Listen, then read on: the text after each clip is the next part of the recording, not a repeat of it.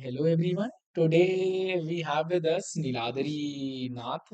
So he was a student of GATE. So hello Niladri. Hello, Uh, sir. Niladri, welcome to this live session. So we just want कि लोग जो अभी नए लोग हैं वो गेट की प्रिपरेशन कर रहे हैं. So, in this live session, we will be discussing your viewpoints, your experience, and for our viewers कि किस तरीके से लोगों को करना चाहिए और क्या-क्या opportunities हैं as far as GATE examination is concerned. So, we will be dealing with this segment in our short session. तो आई होप आपका एक्सपीरियंस लोगों के काम आएगा. तो can you please introduce yourself to our viewers. Yes, sir. Hello, everyone. My name is Siddharth Nath. I have done my bachelor's from Government College of Engineering and Textile Technology, Sirampur. I am a 2024 pass out. After that, I worked for 1 year, around 1 year in Voltas.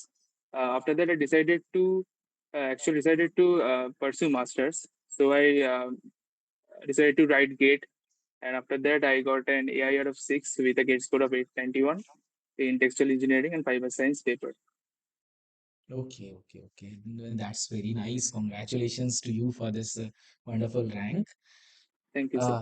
Uh, okay, तो नीलाद्री मतलब when did you decide to prepare for GATE textile specifically? Sir पहले तो sir ये कुछ plan नहीं था before it was not planned after I decided to like when I was doing my job फिर उधर में कुछ मंथ्स के बाद मैं सोचा कि थोड़ा और स्टेबल करना है लाइफ को कि हम्म. ये थोड़ा मतलब जॉब में थोड़ा अच्छा भी नहीं लग रहा था तो थोड़ा डिफरेंट टाइप का भी जॉब था तो मैं सोचा कि कुछ अलग करना चाहिए तो मैंने तभी डिसाइड किया कि I should go for GATE और मैंने सुना भी था सीनियर से कि बहुत ही स्कोप्स भी है बहुत अच्छा कि डिफरेंट हम्म. डिफरेंट फील्ड में जा सकते ओके. अ, तो इसलिए मैंने ओके सोचा ओके. तो जैसे कि आपकी ऑल इंडिया रैंक 6 आई है और 891 गेट स्कोर है. तो अभी currently if I talk about तो आपको कहाँ कहाँ से ऑफर्स मिल चुके हैं? सर मुझे आईआईएससी बैंगलोर से मिला है स्मार्ट मैन्युफैक्चरिंग ओके. फिर आईआईटी कानपुर डॉम से मिला है हम्म. फिर आईआईटी दिल्ली आईआईटी गुवाहाटी का एआई एंड रोबोटिक्स में मिला है ओके. फिर सर आईआईटी आईएसएम धनबाद में भी इंडस्ट्रियल इंजीनियरिंग एंड मैनेजमेंट में मिला है ओके. अ, और और एक मिला है मुझे आईएसआई कोलकाता मतलब इंडियन स्टैटिस्टिकल इंस्टीट्यूट कोलकाता में अच्छा. क्यू आर ओवर डिपार्टमेंट में तो ये बहुत लोगों को पता नहीं है कि ये भी एक कॉलेज है कि you can also opt through get in okay. This college also तो ये एक अलग है मुझे पता नहीं था पहले मैं मतलब वन फाइन इवनिंग में अगर मैं गेट देने के बाद एक दिन देख रहा था कि सर्च कर रहा था कौन सा कॉलेज है फॉर माई ब्रांच फिर मैं देखा कि आईएसआई का भी एक ऑप्शन है और hmm. Me being from Kolkata it was the best and also the placements are like great to be okay. honest because it is as par with the IITs. Okay okay. ये सही. Indian Statistical Institute. तो Yes, sir. हाँ, तो क्या वो GATE specifically textile का consider करते हैं आईएसआई कि कोई भी हाँ गेट होगा सर चलेगा? कोई भी मतलब कोई भी पेपर है मतलब गेट पेपर कोई भी हो पर उन लोगों का एक लिमिट है कि 750 गेट स्कोर का लिमिट के ऊपर ही करना मतलब अप्लाई कर सकते हैं अच्छा. उसके बाद इंटरव्यू होगा इंटरव्यू में अच्छा करना होता है फिर वो सिलेक्ट कर लेते हैं okay on the okay. Basis of interview interview पे तो आपका फाइनल सिलेक्शन आईएसआई में हो चुका है, हाँ? यस सर हाँ sir okay okay. That's perfect. Very good. So so अभी आपका क्या प्लान है? Which college you are opting finally?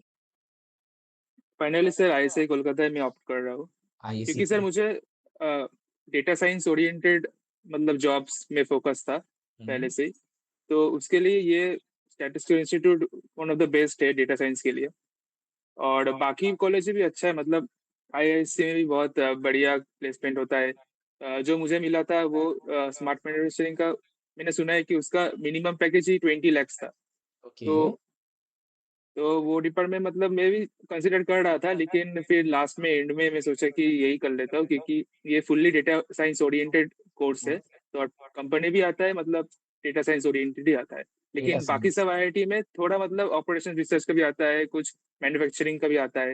Okay okay तो ओके। मेरा एक गोल एक सेम था, मतलब एक गोल था, तो मैं वही फॉलो कर रहा हूँ अभी। That's very perfect. तो यहाँ का भी प्लेसमेंट रिकॉर्ड अच्छा है।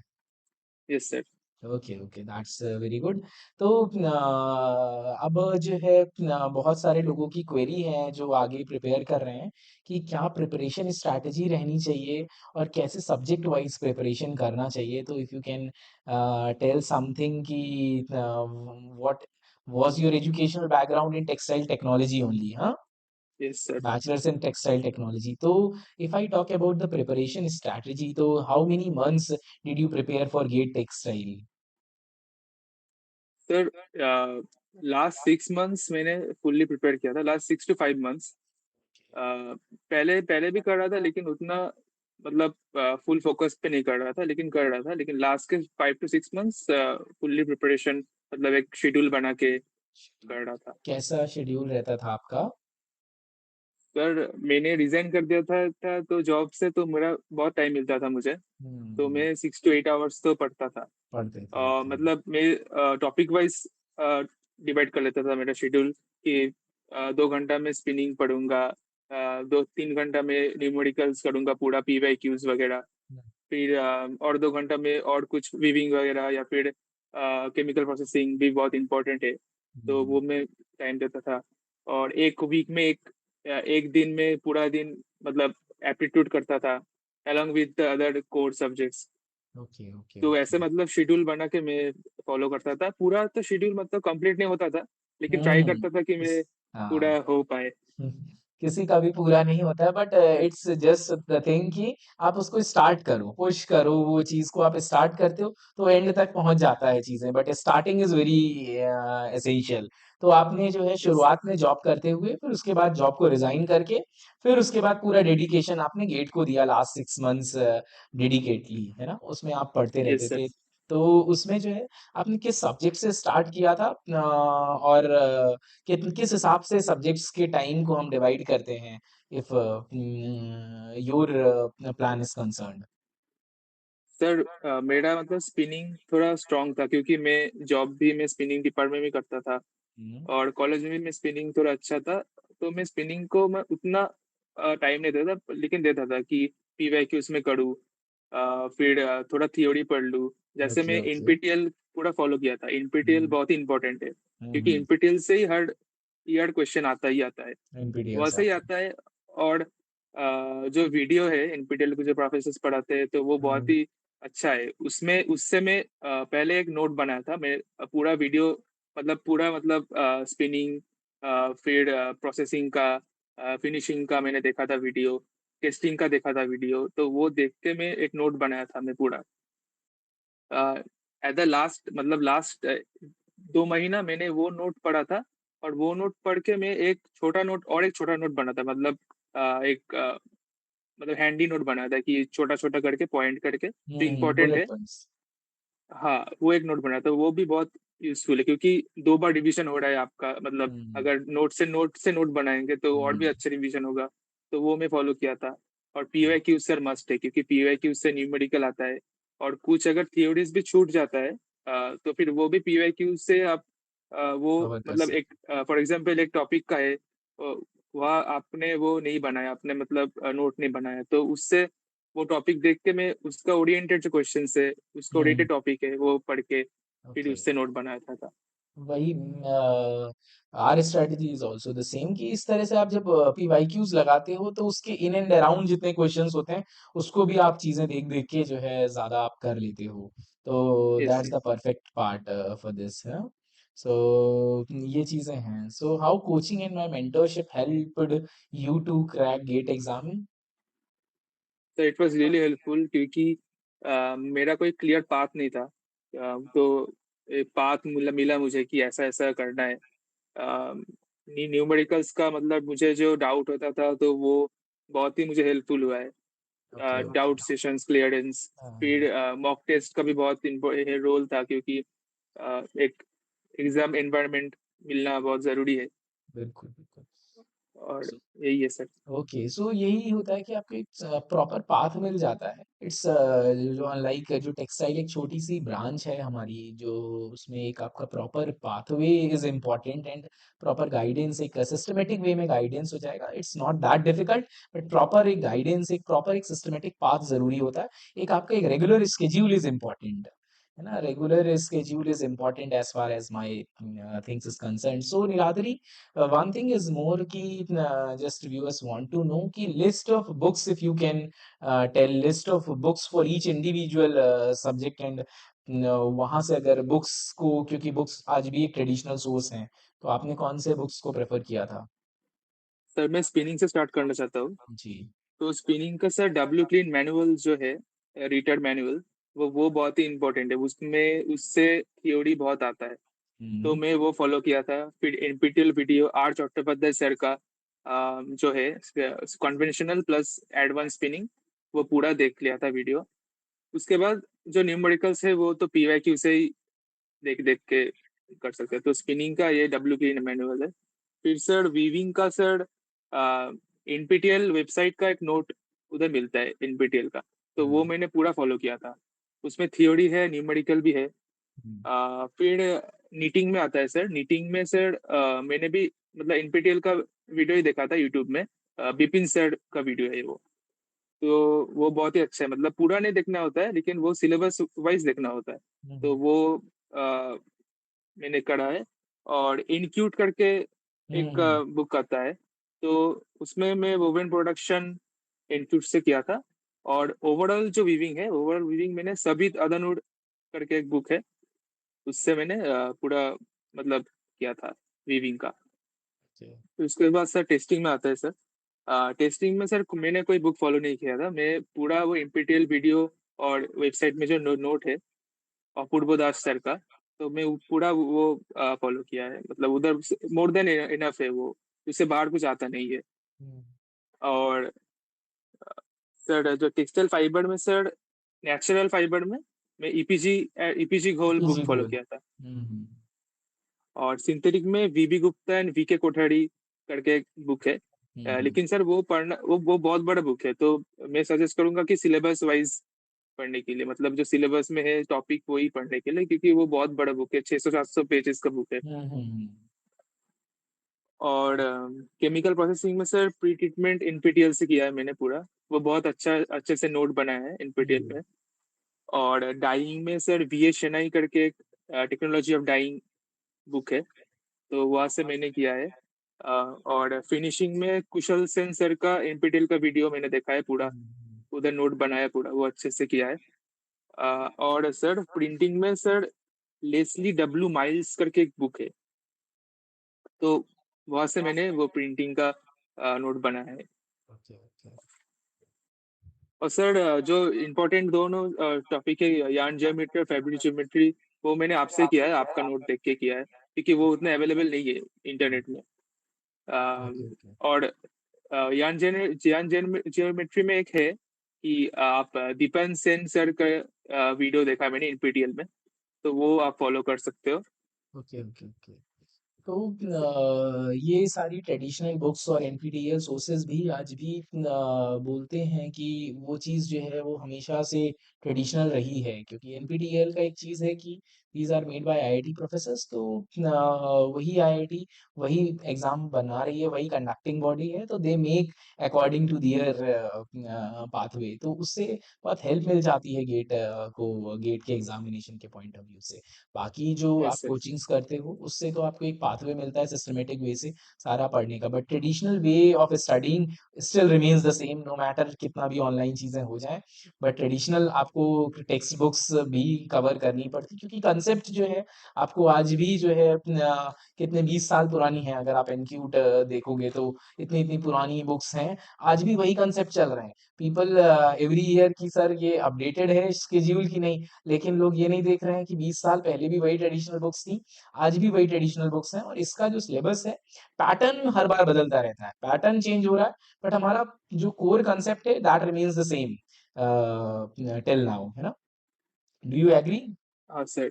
यस सर, फुल्ली, क्योंकि तो बुक्स बहुत ही इम्पोर्टेंट है। बुक्स और बहुत। सर मैं एक दो दो और एक इम्पोर्टेंट बात करना चाहता हूँ हम्म कि सर जो मैथ्स और एफटीपी बहुत इम्पोर्टेंट है। उसमें हम्म ये मतलब 28 मार्क्स है टोटल। तो वो अगर अच्छे से स्कोर कर सकते हैं तो बाकी पीरियड से बहुत एज एज करके आप निकल जाओगे। ओके तो ओके। वो भी उसमें फोकस करना बहुत जरूरी है मुझे, मेरे वो से। अच्छा, okay, okay, okay.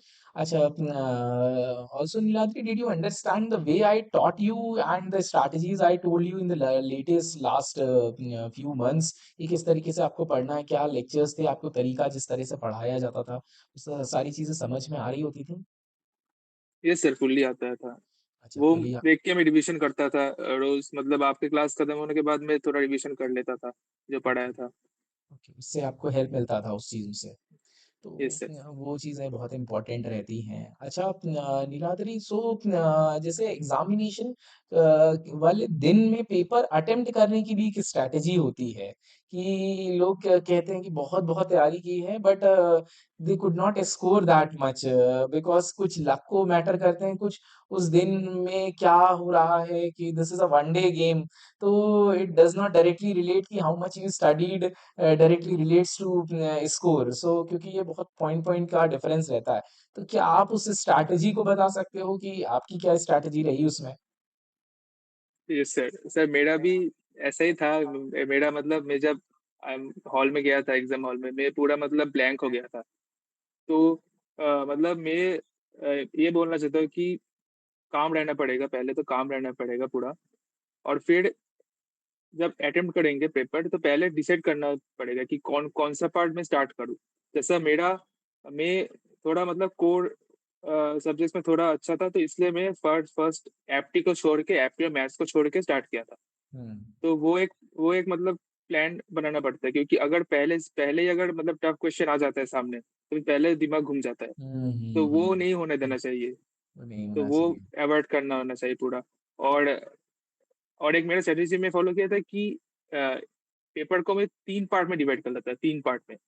पहला कि एक पार्ट के जो मुझे आता था फुल, एक देख के मैं आंसर दे पाऊँ, वो वाला मैं पहले कर लेता था। वो मतलब अराउंड 45-50 मिनट्स में पूरा वो एक पार्ट कर लेता था। फिर सेकेंड पार्ट में कर लेता था कि जो पता है मुझे हो सकता है मैं कर कर पाऊंगा, उससे मतलब टाइम लगेगा, तो मैं हम्म वो पार्ट करता था। फिर थर्ड पार्ट में रखता था कि जो डिफिकल्ट है, मतलब अननोन क्वेश्चन से कुछ आता है, तो हम्म। वो मैं लास्ट में 1 घंटा में देता था पूरा। तो ओके। ऐसे ही मैंने एक 3 पार्ट करके मैंने पेपर को सॉल्व किया था। यही यही बोला जाता है कि जैसे मैं भी रिकमेंड करता हूँ तो कि आप पेपर को एक बार जो आपसे बन रहे हैं क्वेश्चंस वो जल्दी जल्दी आप सारे कर लो, एटलीस्ट कि यू मस्ट हैव स्कोर्ड कि ये 30 मार्क्स तो हमारे स्कोर हो गए हैं।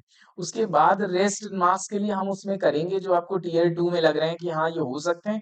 फिर लास्ट में डिफिकल्ट, बहुत सारे लोग क्या करते हैं कि स्टार्ट से पूरा करने की कोशिश कर रहे होते हैं, उसकी वजह से बहुत ज्यादा डिफिकल्ट हो जाता है क्योंकि यहाँ नेगेटिव मार्किंग का जो है बहुत ज्यादा होता है, लोग ज्यादा अटेम्प्ट करने की वजह से फेल होते हैं। एक ये भी एक बहुत सारे लोगों में ये चीज देखी गई है। हाँ, यस सर। आपने जितना किया था तो उसमें एक्यूरेसी लेवल लगभग कितना था?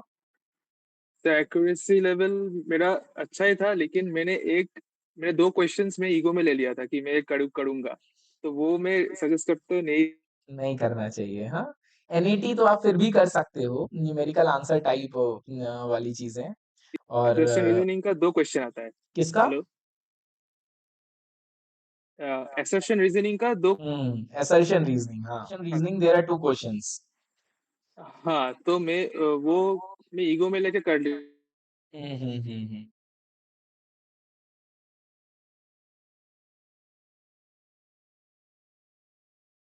ये एक मेरे मतलब रिग्रेट है कि मैं वो क्यों अटेम्प्ट किया, क्योंकि असर्शन रीजनिंग ऐसे क्वेश्चन है कि वो आप 100% दोगे फिर भी वो शायद से गलती हो सकता है उसमें, ओके ओके, तो क्योंकि असर्शन रीजन ऐसा ही जब तक सेट आपको करते नहीं हैं। आते हैं तब तक नहीं करनी चाहिए अटेम्प्ट, बिल्कुल। नहीं नहीं नहीं सर, मतलब लाइक आई वाज 90% श्योर कि वही आंसर होगा, लेकिन वो लास्ट में आंसर नहीं। असर्शन रीजन में यही सबसे बड़ा एक ड्रॉबैक होता है कि इफ आई टेल कि असर्शन रीजन में क्या है कि आपके option A is correct, option B is correct, but क्या वो उसका सही रीजन है कि नहीं है, ये एक चीज जो है वो भी एक थोड़ा सा तो इम्पोर्टेंट हो जाता है। निरादरी, वी वर डिस्कसिंग कि असर्शन रीजन देयर इज कि जब तक आपको पूरा नहीं आ रहा होता है असर्शन रीजन में, तब तक आपको नहीं करना चाहिए वो अटेम्प्ट।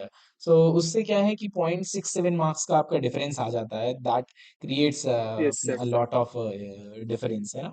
क्योंकि if you yes tell sir. कि आपके में और जो फर्स्ट सेकंड आपकी रैंक अगर एक नंबर या दो नंबर ज्यादा होते तो you can get I think second और रैंक और सो, है ना? सेकंड रैंक हो जाता था। हाँ हाँ सर, हाँ, सेकंड रैंक हो जाता था, एक ही डिफरेंस था मैम मार्क्स में। वन वन मार्क्स ओनली, हाँ। तो वन आपके मार्क्स का। एग्जैक्ट मार्क्स कितने थे? मेरा 62 आया था। 62 मार्क्स थे, और 63 होते तो आपके AIR 2 तक हो जाता, हाँ। हाँ तो sir. So Niladri, one question was there कि अगर कैरियर ऑप्शंस की बात करते हैं तो what are the different career options with GATE, including list of IITs, IASC, और कहाँ कहाँ जा सकते हैं, और कौन कौन से गवर्नमेंट ऑप्शंस हैं, if you can tell from your suggestions. Sir, from Gate Textile, we can go to do the MTechs in IITs and IIScs. For example, IIT Bombay IEOR है, industrial engineering and operational research, अगर इसकी operational बात करते हैं research. तो ये एक बहुत अच्छी ब्रांच है। कितने गेट स्कोर तक लगभग मिलता है वो? सर टेक्सटाइल में सर 900 प्लस लगता है उसमें। ओके ओके ओके, ठीक है। और हाँ सेकंड? सर। सेकेंड में sir IIT Kanpur DoMS, department of management studies. Management studies, okay. तो इसके लिए कितना गेट स्कोर जनरल कैटेगरी में चाहिए होता है? सर इसमें इस साल सर 700 में हो गया था। 700। 700 और में। एक इस बार सबसे अच्छा क्या रहा था, डायरेक्ट गेट स्कोर पे IIT कानपुर ने सिलेक्ट किया है। अभी तक क्या था, यस इंटरव्यू भी सर। ले रहे होते थे, बट डायरेक्ट गेट हाँ। स्कोर पे है। तो इसमें जिस आपका गेट स्कोर आ गया है तो आपका सिलेक्शन जो है almost it is confirmed, irrespective yes of sir. Your branch. Yes sir. ठीक है।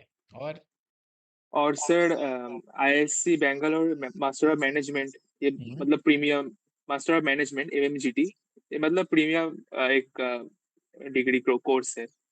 ये एज पार्ट एज MBA होता है। ओके। MBA एज पर IIMs जो हैं उसी को मैच कर रहा होता है।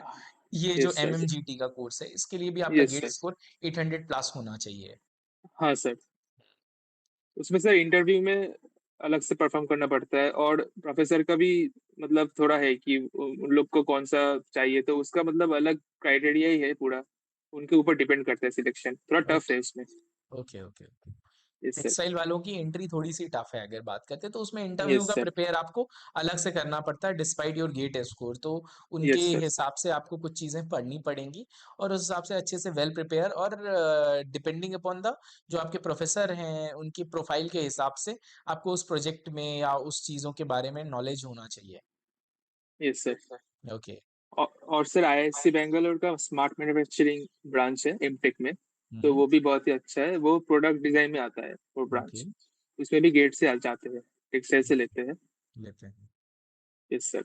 और सर IIT गुवाहाटी में आर्टिफिशियल इंटेलिजेंस एंड रोबोटिक्स हम्म। इसमें मिलता है। IIT Delhi industrial engineering. Industrial engineering, और यस जो सर। टेक्सटाइल में 3 ब्रांचेस हैं वो तो दैट इज ट्रेडिशनली जो हाँ टेक्सटाइल है। में 3 ब्रांचेस, अभी तो हम्म। 2 हो गया है शायद से, अभी तो 3 नहीं है।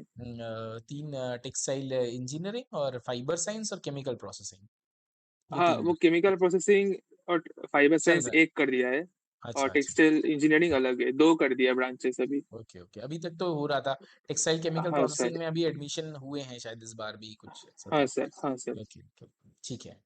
और और सर IIT धनबाद है, हम्म, इंडस्ट्रियल इंजीनियरिंग मैनेजमेंट। ठीक है। इसमें भी थोड़ा लोग स्कोर में मिल जाता है, ये हम्म। भी बहुत अच्छा है। और IIT भिलाई में भी मिलता है data science and artificial intelligence. और IIT आप बाकी में भी मिलता है, मतलब गोवा में ही मिलता है कुछ, केमिकल इंजीनियर में मिलता है गोवा में। तो अच्छा। वो थोड़ा ब्रोचर देख के, मतलब ब्रोचर देख के वो पता करना पड़ेगा। पता, IIT और BHU में भी जो आपका हाँ। डेटा साइंस है। Yes sir, decision science and engineering करके हम्म। ब्रांच में मिलता है, उसमें इंटरव्यू भी होता है। इंटरव्यू भी होता है। तो अगर यस हम सर। डायरेक्ट बात करते हैं तो आपको इस बार आईआईटी कानपुर में, आईआईटी धनबाद में और IIT Guwahati I guess so, इनमें यस सर। आपको डायरेक्ट गेट स्कोर पे एडमिशन मिला हुआ है। और यस सर। आईएसआई कोलकाता में भी इंटरव्यू होता है। तो यस अगर सर। मैं आपकी बात करूं तो आपने कहाँ कहाँ अप्लाई किया था?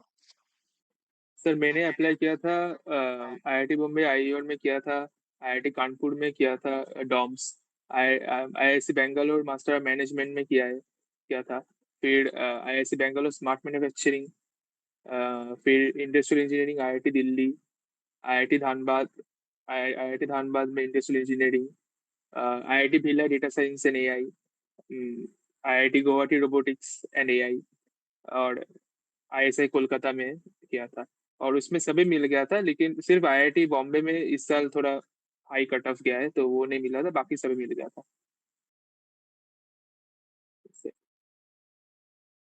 तो आपका साउंड नहीं आ रहा है सर।